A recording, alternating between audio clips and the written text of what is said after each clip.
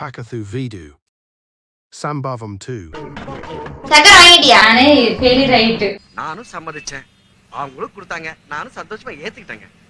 அப்புறம் தான் எனக்கு தெரிஞ்சதுங்க அவங்க என்ன ஏமாத்திருக்காங்க.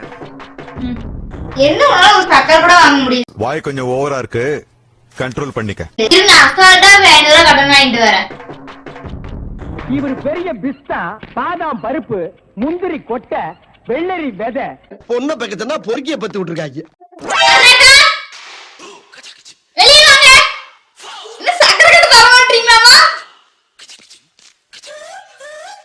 ஐயோ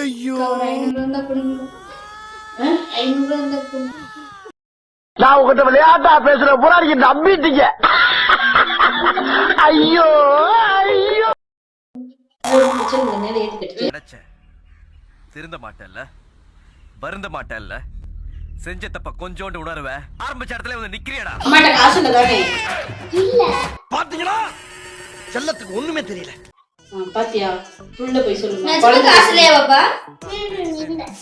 ஒத்த ரோசா, பிள்ளைய ரொம்ப அற்புதமா வளர்த்திருக்கம்மா நீ. ரொம்ப அழகா வளர்த்திருக்க. நான் சொல்வா, ஒரு 5 ரூபாய் கூட இல்லையாக்கா? பிள்ளைக்கு தீனி அவங்க காசு இல்லைங்கிற போ. உங்களால முடியும்.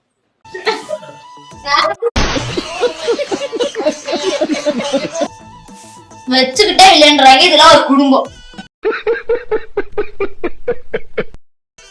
இது போதும், இது போதும். வெறும் வேஸ்ட் எனக்கு அப்பவே தெரியும். நான் போய் குழம்பு வாங்கிட்டேன். ஆமா, நான் காலேஜ் கிறிஸ்டோர் பண்ணி சாதிக்க போறியா? போடி.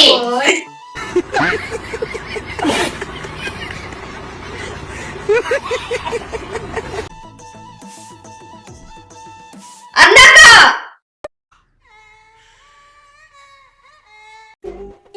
என்ன பாப்பா வேணும்? அக்கா ஒயிட் ரைஸ் மட்டும் தான் வச்சோம், கொஞ்சம் குழம்பு இருந்தா கொடுங்களேன். குழம்பு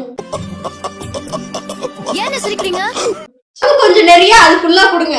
பேசாம போறியா, வாய்க்குள்ள கத்தி அப்படி சுத்தவா? என்னக்கா சம்பளத்துல சாம்பார் கேட்டா சாவி கொடுத்துட்டு போற? சாவி உங்களுதுதான், சம்பளம் உங்களுக்கு. என்னென்ன இருக்கோ நீங்களே ஊத்தி தின்னுங்க. வானம் தொட்டு போனா